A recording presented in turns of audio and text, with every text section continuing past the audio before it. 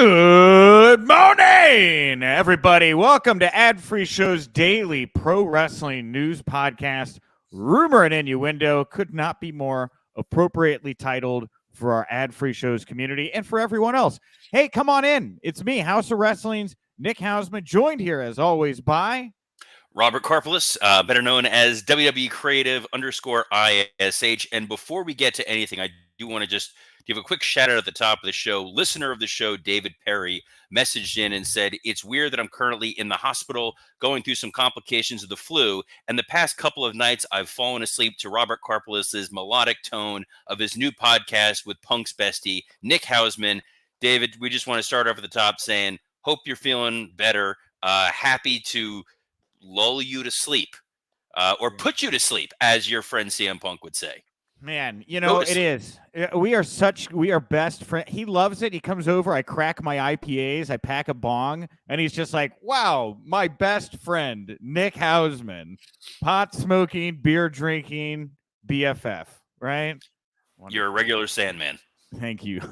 I don't run from what I am. We're all having a great time here, everybody. And if you want to be a part of it, jump into the comment section, whether you're watching us on YouTube, whether you're watching us on Twitter, wherever you're watching us. Leave a comment. Let us know what you think about these stories as we're going along here today. We have the ability to bring your comments up onto the show, and then you're a part of it. Before we get to all the other news, the rumor and innuendo of what's going on in the business, let's start off on some positive notes here. A pair of parents were made here this week. Sammy Guevara, Tay Mello, birth of their daughter, Luna. Alexa Bliss, Ryan Cabrera, birth of their daughter, Hendrix, born on the same day that Jimi Hendrix was born. Wild. Congratulations to both of the happy couples. I assumed it was named after Taylor Hendricks, since they're big wrestling fans, but I guess not. And Sammy, a former coworker of mine in MLW, mazel tov to all of the new parents, and congratulations on many, many sleepless nights over the next couple months. All right. With that, we got a lot to get to here today. We're going to talk all about this MJF Devil storyline from last night, Collision Rampage of viewership, CM Punk being on his best behavior, because we got to have something CM Punk to talk about here on the show today. God, I just can't wait for that one. Mercedes Mone teasing her in-ring return. And of course, if we got time for it at the end, Billy Corgan, NWA, CW, we'll see if we can get to it here today. The can has been kicked all week long on that particular story, Robert. It's unfortunate. I hope I'm looking forward to getting to it. I feel like there's a lot of meat on the bone there. But right. You steer the ship, man. You are the captain of this.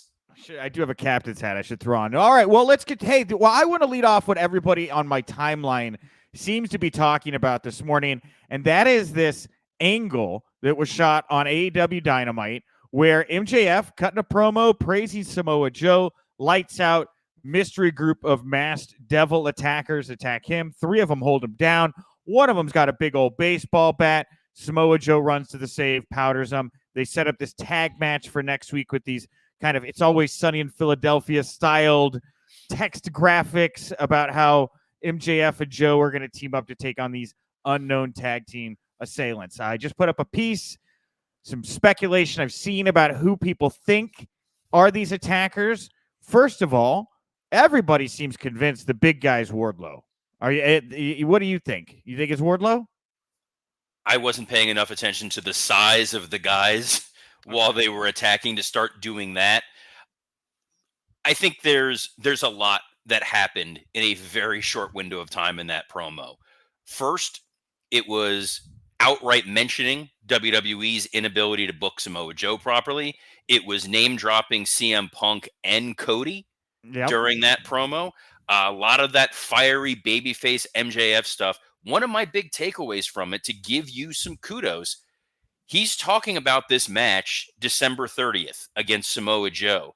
Right. He is not at all mentioning the bidding war of 2024. It is all about, this is a company I have built brick by brick, and I'm going to fight my hardest to keep this title, as opposed to, I'm going to keep this title and we're going to see what happens come in the beginning of 2024, possibly because he's in full babyface mode, possibly because you, Nick Hausman, reported there is internal belief with folks in WWE that he has re-signed with AEW, and the bidding war is no more.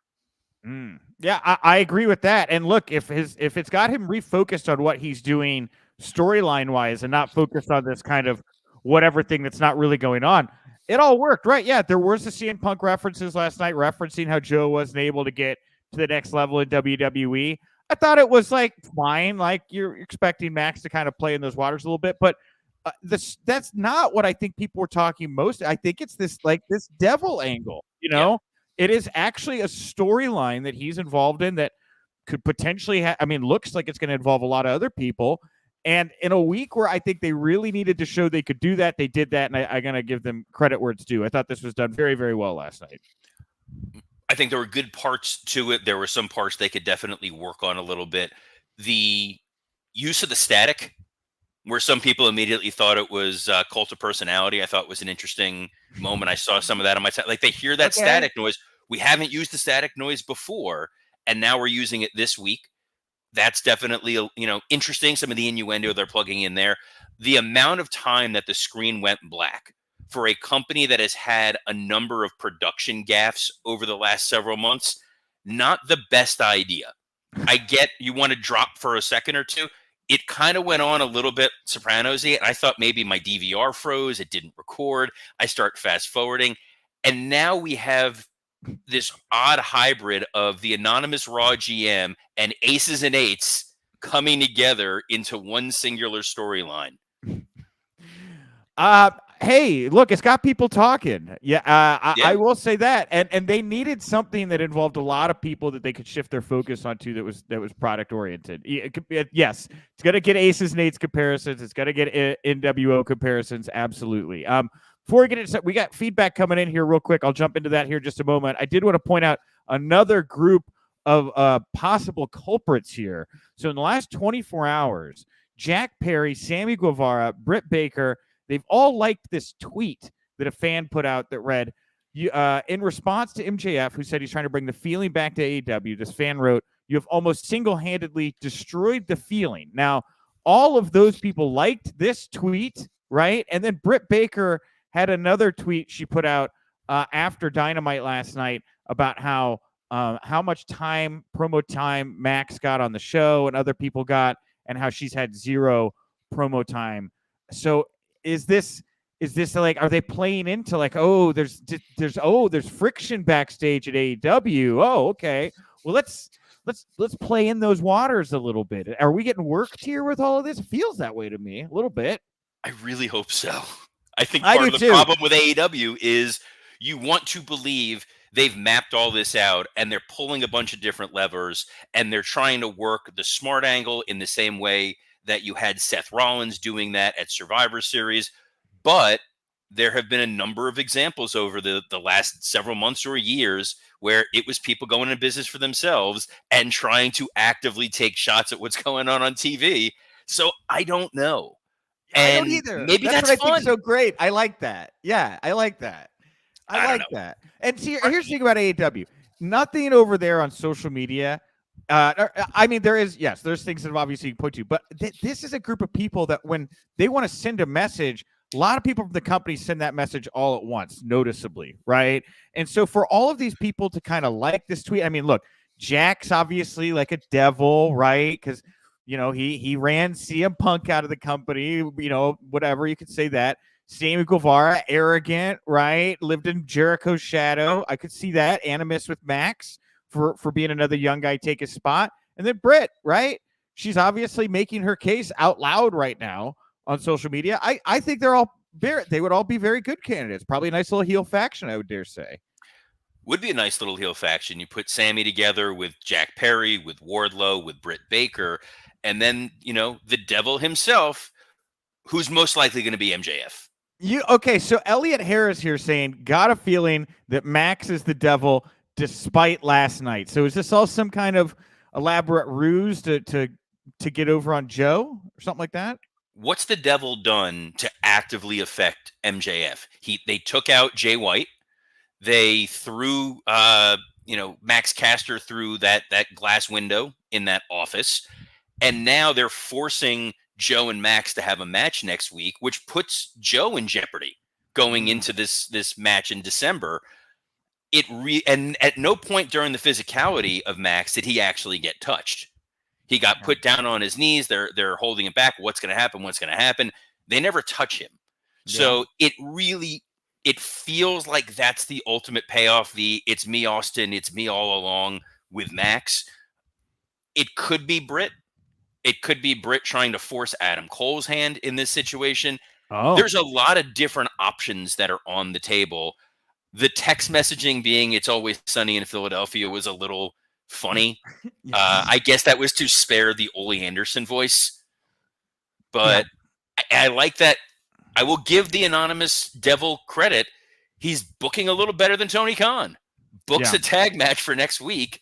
And Tony's just like, well, there's this supernatural creature that's invading my production truck, taking over my show and trying to kill my champion. Yeah, let's let him book matches. Yeah. Well, the other big buzzy thing coming out of Dynamite last night was the interaction between Jay Resso, Christian Cage, and Adam Copeland. You know, when you go, we could curse on this show, right? I could say what he said. There's nothing going to be stopping I don't know what the rules are. Well, let's put it this way: we can only say what they're allowed to say on TBS, a family-friendly channel airing Christmas ads. But yeah, I guess we can do it. So Adams told Jay to go fuck himself, right? And that was not bleep. Yes, that was not bleep. Well, I blame the devil who already took over the production truck. Right. Probably because this 5-second delay happened after he dropped the F-bomb. So it's clearly the devil is having a lot of fun. Maybe it's Mike Mansouri. Love Mike Mansouri, great guy, friend of the show. Maybe he's the one pulling the strings here. I think Mustafa Ali, he was the hacker, right, down in NXT for a while. Maybe this is how they're bringing Ali in. Maybe this is how they're bringing a couple former WWE guys in, right? Is that a possibility here?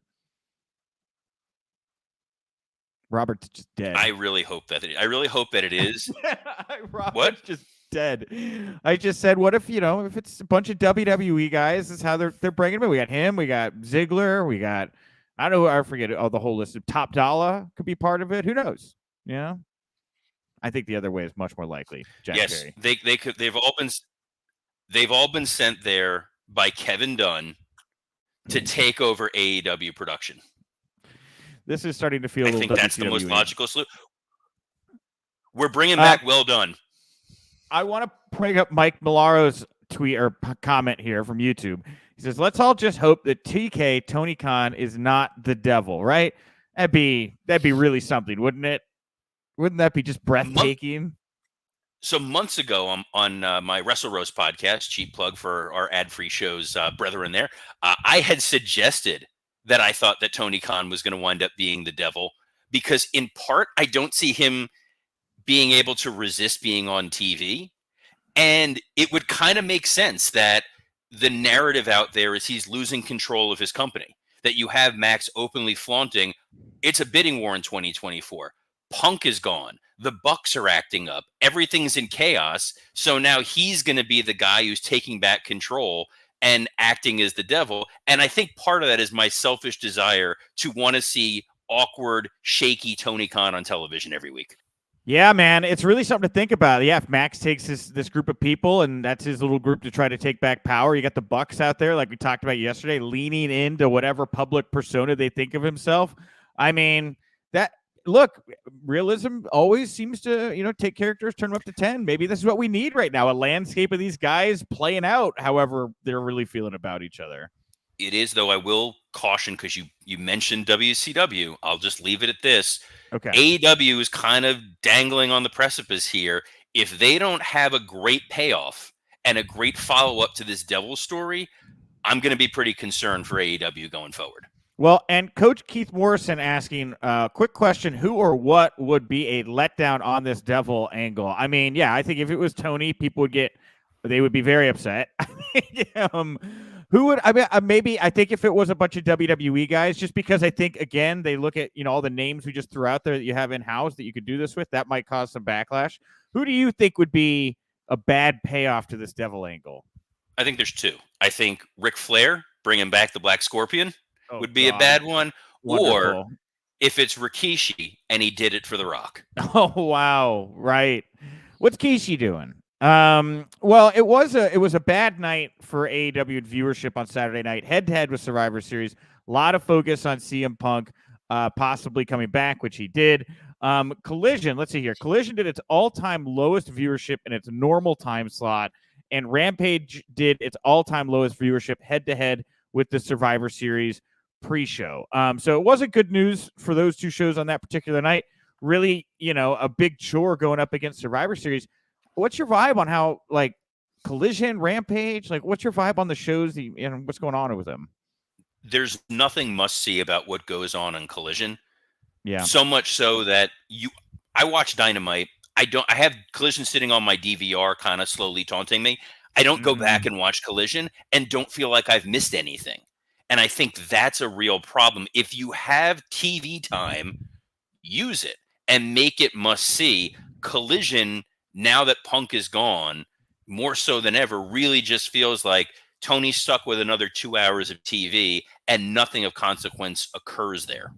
Yeah, because they were going to try to build around Danielson for a while and make him the kind of draw, but he was all over Dynamite, him and his eye patch, doing commentary. Which was awesome.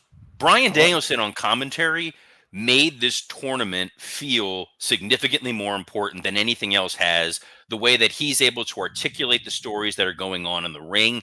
Danielson is such a fantastic utility player for them. He may be their next QT Marshall. Wow. High praise. The other news coming out of Dynamite last night, they announced AEW Revolution, which is going to be the home of Sting's retirement match. Is going to take place Sunday, March 3rd at the Greensboro Coliseum in Greensboro, North Carolina. All the vibes, all the history. Rick will be there. Sting will be there. They hyped it up with Tony Schiavone. Are you excited, Robert? Are you on the hook here for Sting's final match? Maybe. All right. I think the problem is they're telling this story and watching that promo. Number one, Rick, bless his heart, talking about how when him and Sting wrestled before, we didn't even rehearse it beforehand. He kind of forgot where he was for a moment. That was kind of great. Yes. And I'm curious, you're building this history, but you can't show any of the footage of the history. So you can't show the reason why Greensboro is so important. You have no access to the NWA and WCW footage. So everything is just being told to the audience rather than being shown through a video package. So you really have to hope people actively remember what happened in 1989. And there's no chance Ric Flair remembers what happened in 1989. Yeah, I don't know. Does Rick being along for this ride to Sting's final match, do you think it helps it, distracts from it? Because, like, I don't know. I was really enjoying just like wild and crazy Terry Funk styled Sting. I was kind of like the direction. I don't know that I'd love that they just kind of shoehorned Ric Flair into all this with Sting, personally. It's odd. It doesn't make a ton of sense. It doesn't add anything to the package. I think the idea of Sting having his last match, having Darby in his corner, sure, that makes sense. You also don't associate Sting and Ric Flair as being allies or friends. They were great opponents over the years. It's sort of like when Dusty inducted the Horsemen. Yeah. It did. Yeah, exactly. Wasn't in it. Why did he do it? In WWE, as I said, we were going to have some CM Punk news here today. Fightful put out this report about Punk backstage at Raw on Monday night, saying he was in good spirits. He was on his best behavior backstage of the show. But there were those they spoke with that say they were told by higher ups that Punk has some kind of behavior clause in his contract. Now, first of all, before we get to the other stuff, again, Robert, we're talking about contracts and lawyer stuff. Behavior clauses, does that sound like a thing in a wrestler contract? Have you ever heard of a wrestler with that kind of clause in their contract? Almost every wrestler's contract, any performer's contract, is going to have some form of a morals clause. There's going to be. That's what I thought. Okay. Yeah, that's like saying breaking news. CM Punk's contract was signed by both parties. You heard it here first on Rumor Innuendo, guys. I don't know if it was a wet signature or a DocuSign, but it was signed by both parties. You can print that, Meltzer. Yes. I don't get the vibe anything, but you know what? Hey, I have been asking around. Haven't had anybody say they heard anything out of the normal here. But yeah, a behavior clause is pretty common. I think everybody was, but he's still a free agent internally. His show closing segment did not have a producer attached to it. It did get cut short because Orton and Mysterio ran long. But when he was told you're going to have less time, he was fine with it. This is the kind of like quasi boring CM Punk stuff I'm guessing is going to drip out here for a little while because I'm really not anticipating, Spindrift and muffins in this particular time. It's going to be a lot of he showed up, he played some dominoes, and he left. I don't know. Yeah, he's going to be a model citizen. He's going to do everything he can, and there's no reason for him not to. Until something potentially occurs, we're going to get a lot of Punk showed up, he did what was asked of him, and we're fine. Yeah. Also, I thought this story was kind of interesting. Over from Bloomberg, the Laborers District Council and Contractors Pension Fund of Ohio has filed a lawsuit against WWE leaders, including McMahon and Paul Triple H Levesque. That's Vince McMahon. Lawsuit is attempting to challenge the recent merger between WWE and UFC, claiming that McMahon put himself back in power and orchestrated the sales process to favor Endeavor. Basically saying there were other suitors out there that you could have gotten a better deal with, but you would not have retained power. You took this deal with Endeavor that may be less than we could have gotten elsewhere, because it meant you got to be put back in power, which he is. He's like above Dana White, the TKO structure. So they've dealt with lawsuits in the past similar to this. This Bloomberg article says they'll likely settle it with investors if it does come to that. But what did this raise any eyebrows for you? Did you think anything when you saw this, Robert? Pension funds do this all the time. They're trying to maximize their dollar, and they're trying to tell a story that probably isn't there. I don't think that they were privy to what the other offers were, and I highly doubt that this is going to really have any merit going forward. Vince, by the way, not in power really right now. So if this was his evil scheme to defraud the poor people of the Ohio Pension Fund, it didn't work. But they sold it to Endeavor. Ari Emanuel is an incredibly smart man. They clearly made the right decision. They made the right financial decision. Everything has been successful for Vince. Whether or not TKO overall is super thrilled, that's a totally different story. But the ultimate outcome of this lawsuit, by the way, is not going to be we're going to unravel the merger. This may well be, like you said, they're going to get some sort of a payout that they may have gotten an extra 5 to 6 cents a share. They're trying to challenge Vince's fiduciary responsibilities, and I don't see this going anywhere.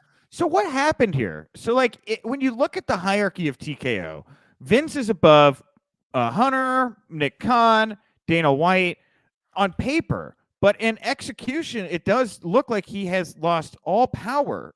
So I guess you can do it, but this is all Ari Emanuel, right? Who's just allowing these people to do their job. It's just very odd to me that, again, Vince is listed higher up the food chain than you would think, considering what he's being able to do right now. Vince was a necessary evil to get the deal done because the people of Wall Street are not as smart and sophisticated as we like to think that they are. When they hear WWE, they think Vince McMahon. When they hear UFC, they think Dana White. When they think Walt Disney, they think Bob Iger. And if you don't see that name next to the company name, a non-savvy investor is going to be concerned. And if there was going to be a merger, a sale, a takeover, whatever that was going to be, and it didn't involve Vince McMahon, that was going to scare the street. They were going to think that maybe Vince would challenge this. Maybe Vince would rise up and create another company. So he was a necessary evil. And I said all along, Ari Emanuel, incredibly smart guy, he will keep Vince around as long as he needs him, and then he will cut his head off. And in some of their internal filings, they admitted that they knew Vince McMahon was a liability, and they've tried to hedge against it. And Vince has been almost entirely neutralized since this has happened. Triple H is running creative, and the most substantial thing Vince McMahon has done since the merger is grow a mustache. No, that's not true. Dana White has credited him with getting the UFC deal done in Saudi. So we do know that Vince picked up the phone, talked to MBS, and said, hey, if you like doing business with us, Dana, you could do the same thing with him now. It's totally cool. We're all besties here. And Dana White has said that Vince opened the doors for that. But beyond that, I don't really know what Vince has done. Yes, Vince vouched for the character of Dana White to the Saudi royal family. They have a very high bar of who they're willing to do business with. and they value the word and opinion of the mustachioed Vince McMahon. When you frame it like that, Robert, it sounds so ridiculous, Welcome to professional wrestling, Nick. It's true. It is what it is. It's a beautiful business. Aaron Manzo here saying the mustache is more impressive than the Saudi deal. Let's be honest. Hey, it's gotten a lot of comments, that mustache has. Declan McMahon having to weigh in on his grandfather's mustache. By the way, I love Declan McMahon teasing that he would like to see a match with him, his dad Shane, and Vince. He wants a 3 generations of McMahon match. I'm in. God bless. I don't want to have to produce it, but yeah, that would be a hell of a lot. Look, if there was ever a match to bring back the cinematic world, yeah, bring back the McMahons. Partially because I want to see who's going to tear a quad first. Man, Vince would, now he can be kind of like that Godfather role, right? He just appears in vignettes. You got to go see him. They're probably not going to do anything with Vince. But anyway, get him a little cat. Get a little cat, right? He's got the cane, sharks with lasers on their heads, that kind of deal. We got a pair of updates here on 2 women, Jade Cargill and Mercedes Mone. Wrestle Purist saying that Jade is training with Roxanne Perez down at the Performance Center. And Mercedes Mone, she put up a teaser video yesterday showing she's back in the ring. She is training, teasing her free agency. I've seen people say, man, with Punk going to WWE, Tony should really get Mercedes Mone, make that deal, show that he can secure another marquee name. I think she goes back to WWE. It feels like that's the vibe, is people are coming home right now. There's no reason for her not to go back to WWE because they've shown with Damage Control they're willing to support Bayley at the highest level. Io Sky has been represented extremely well. If Dakota Kai was able to wrestle, I think she'd look really, really strong. Kairi Sane willing to come back to the WWE also speaks volumes that Triple H is in charge. He takes the women's division seriously, and he wants to put the best matches possible out there. There's no reason for Mercedes Mone, Sasha Banks, whatever it is, to go anywhere else. I don't think that outside of getting to scratch the itch of competing with New Japan, anything significant has happened since she's left WWE. They still have the relationship with Snoop Dogg, and all of her friends are there. So if these are the people you want to work with, and you still have a lot of fun matches that we have not seen, I think Sasha coming back against a strong heel Rhea Ripley is a hell of a lot of fun. I think her and Bianca having another match would be absolutely fantastic. There's a lot of great opportunities versus if she goes back to AEW, do we really want to see her take on Emi Sakura? Yeah, I agree. I think she would get lost in the shuffle over at AEW. They're doing a job again with this devil angle here right now. At least they're doing a good job of finding a way to get people talking about the people they have there right now. And let's just take a moment and breathe and make sure that works, right? Mercedes Mone, I don't know. She obviously brings value, but I think we get lost there. Over in WWE, I also look at just, again, Bayley's on the fringe, kind of, it would seem, with Damage Control, what's Charlotte Flair up to, what's Becky Lynch up to. They love the 4 horsemen, kind of, referring to it, the legacy of it. You got a group of hot women right now in NXT, and I mean that in a way where it's like they are literally progressing at a very heated rate. They're on fire as far as characters go. I look at Tiffany Stratton, Kiana James, Roxanne Perez. I mean, you've got women down there that I think, you could create some natural friction with a little bit. And anyway, it's just one of many things that, again, you're right. There are things you could slow down and do with Mercedes, Sasha, whatever, in WWE. I just don't know that you can in AEW. I want to touch on the other piece you talked about, which was Jade trading in NXT, trading at the Performance Center. It really highlights that WWE is not looking to rush people forward. And it's one of the advantages of young talent being in WWE that you're getting a significant amount of reps before you're on television. One of the downsides to AEW is they're not touring. You're not running a lot of house shows. So you're allowed to do independent dates, but an independent show is up and down in who you're working with or who you're allowed to actually interact with. So the quality of your in-ring time in WWE is significantly higher. And I think they saw with Jade, which we saw on television, hell of a look, really needs that polish. Tiffany Stratton is someone that I could see WWE wanting to have rushed onto television 6 months ago. And Yeah. she came out in an interview before and said, I want to stay back in NXT. I want to get better. There really is this belief of we want to put the time in. We want to hone our craft so that when we are on WWE TV, we can do the most to benefit ourselves. Yes. I agree with that. And one of the things about the NXT model in general is they've done a really good job of making sure talent not only can hang in the ring, but I think there's a lot of just kind of maturing they're focused on down at NXT right now. I think they want to make sure that the people they bring up from NXT are weathered, tested, and that they know are going to fit into what they've got going on the main roster. They're being very calculated about when and who they bring up. And I look at a guy like Braun Breaker, who, like, you would think, man, wow, this guy could roll on the main roster. Maybe, again, they're just like, we want to wait till the time is just right with this guy, and it's just not there yet. But Braun's only been an active wrestler in NXT for a couple of years, and he hadn't been wrestling before that.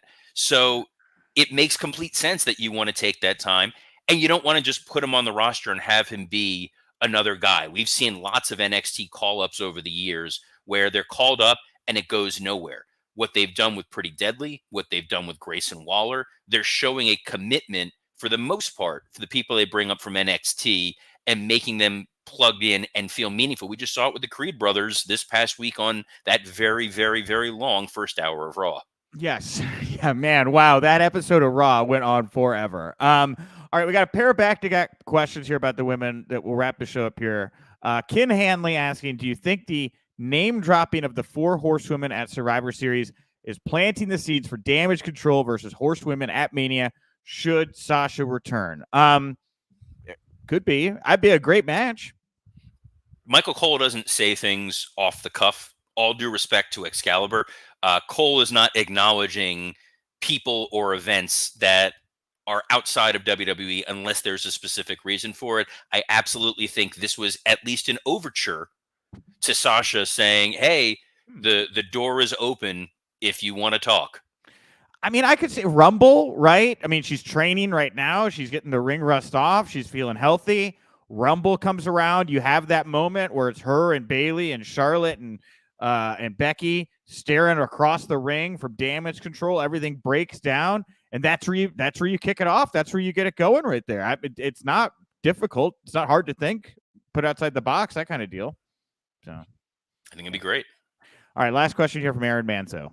Do you guys have any news on possible interest in Camille when her NWA contract is up in January? Well, we're actually going to end with some kind of NWA conversation here today. Robert, isn't that nice?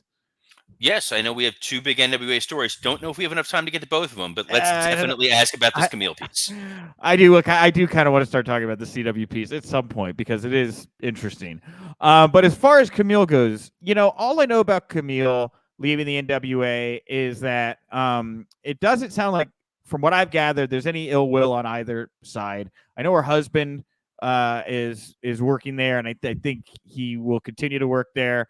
And it is a blow to NWA in the sense that there are so few talents that people identify as the Billy Corgan era NWA talents, right? You had Nick Aldis, who really did become like a guy who was proud of that brand, and people were like, all right, that's the NWA guy. Nick Aldis, NWA world champion, right?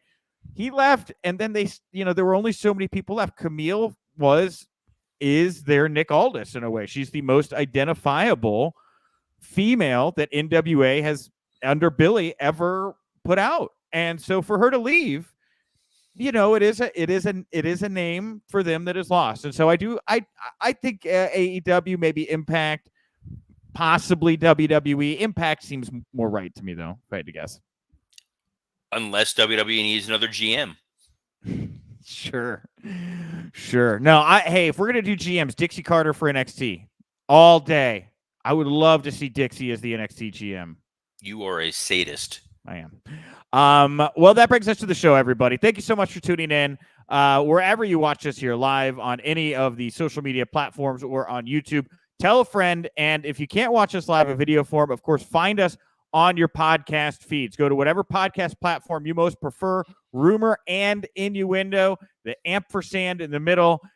You could go in there. You can leave a 5-star rating. You can leave a comment. We've been getting some coming in here. We're trying to read them on the air. Support the show. We really, really appreciate it. Robert, anything that you want to plug, promote, put over here to wrap up today? You can follow me on Twitter at WWEcreative_ISH and listen to my other podcast on the ad-free shows network, Wrestle Roasts. Yeah, catch me House of Wrestling. Oh, sorry. I thought you were done. No. Plug were away. You not done? Plug away, dude. You go. Make it happen.